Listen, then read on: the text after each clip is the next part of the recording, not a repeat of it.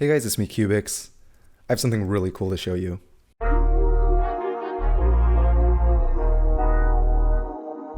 So a few days ago I was on Discord and I came across Gan's new patent, which shows magnets on the core as well as the base of the corner pieces. A day later I was watching Timon's stream where he was unboxing the Gan Air M as well as the new Gan Pyraminx, and when he unboxed the Gan Pyraminx he showed that there were actually magnets in the core. What? Oh, what? Wow, so the magnets on this Pyraminx work. They're on the torpedo. Like on the bottom of the torpedo, and then there's slots for the magnets on like the core. So this wasn't something that Gan just haphazardly patented, it was something that they were already implementing into their next generation of puzzles. He only showed the mechanism of the Pyraminx briefly, but you could see that the new Pyraminx had this new mechanism. I don't think Timon was particularly excited about this new magnet system, but I tinkered with it for a few days, and it's pretty cool. To see what this was all about, I first converted a Moyu core into a ball core and added 8 magnets to that core. I also printed some inserts that could fit into the bases of a Yushin Little Magic. There's a lot of trial and error here because the Yushin Little Magic has a really small inner radius, which means that the pieces tend to be very large, so there just wasn't really that much space to work with. After modifying the edges a bit and clipping off some of the torpedoes, I finally got everything assembled. First turns, I was fairly unimpressed. The turning was pleasant, but it wasn't really magnetic. I couldn't really feel the magnets at all, and it kind of seemed like it was just going to be another thing that was incremental, if not gimmicky. But after I turned slowly, I realized that this was actually a game changer. On a normal edge corner magnetized 3x3, you feel a very distinct click. Even on cubes with weak magnets, like the WRM, if you turn really slowly, once the magnets are on top of each other, you can feel that tactile bump. However, with this core corner magnetized cube, I never felt that tactility. It was more like a gentle pull that existed throughout the entire turn.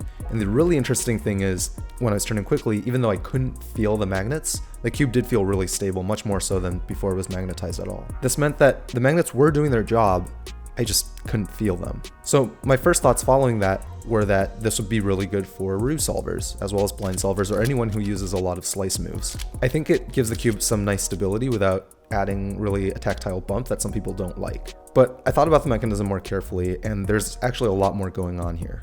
To explain better how this cube feels, we first need to think about how magnets work. Broadly speaking, the force between two magnets can be characterized by the inverse square law. So the inverse square law states that the force between two dipoles can be given as F equals K times Q sub 1 Q sub 2 over R squared, where K is some constant, Q sub 1 and Q sub 2 are the magnetic charges of the dipoles, and R is the distance between them. On edge corner magnetized cubes, we modulate what we call the strength of the magnets by changing how strong or weak the magnets are, which effectively changes the Q values in that equation.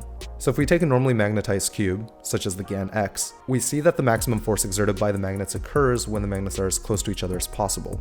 In this case, it's going to be when the layers are aligned. Because the magnets are sitting on the shell of the plastic, in most cubes, this minimum distance is going to be between 1 and 2 millimeters. As you turn the cube, you can see that the distance between the magnets increases quite a lot. And because the force is inversely proportional to the square of the distance, the force is basically negligible once you turn the cube a little bit. And this is why this new mechanism is super interesting. On this core magnetized cube, just like the Gan X, the maximum force occurs when the magnets are as close to each other as possible. In this case again, when the layers are aligned. However, because the adjacent magnets in the core are so close together, the magnet in the corner piece is never really that far away from a core magnet. That means that there's always a little bit of force pulling on that corner base. Said a little bit more elegantly, the range of possible distances between two magnets in a traditional edge corner setup is much larger than in this core corner setup. That's why in a normally magnetized cube you get such a distinct click when the layers align, whereas on this core corner magnetized cube you just get a very gradual pull. But it's actually a little bit more complicated than that. While in an edge corner magnetized cube you can change the strength of the magnets, you can't really change the distance between them. Because the magnets are glued to the sidewalls of the pieces, there's a constraint on the minimum distance between those two magnets.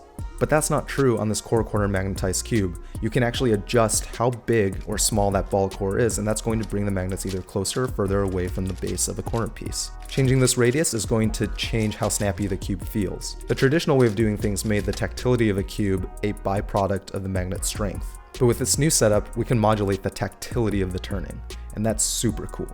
It is worth noting that if you increase the strength of the magnets even in this new setup, you will still get a snappier, clickier response. But because the magnets in the core sit so closely together, you're not going to get as drastic of an effect as you would on a normally magnetized cube. Essentially, the maximum distance between two magnets in an edge corner setup is just much larger than what you find in a core corner setup.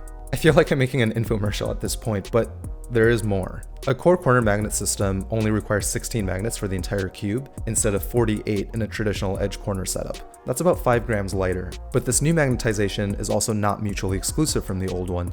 If you wanted to, you could actually incorporate both magnetic systems into the same cube, which I think is what GAN is going to do. Having both systems allows you to better modulate the tactility and the stability of the cube. Overall, this new core corner setup is going to give us, I think, a new feel for cubes that we haven't experienced before, but it's still going to maintain the stability that we really like from magnets. I'm very, very excited to see where GAN goes with this. I'm not sure if what I presented in this video was at all what GAN was thinking when they made the system, or if they just thought it would look cool. But regardless, it's going to be a really nice change to the current market of 3x3s. I know I give GAN a hard time sometimes, but I really don't hate them.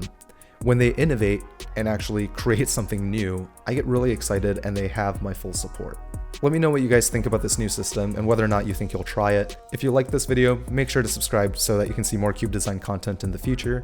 If you'd like to support the channel and these types of projects, please consider supporting me on Patreon. Thanks for watching, and until next time, toodles.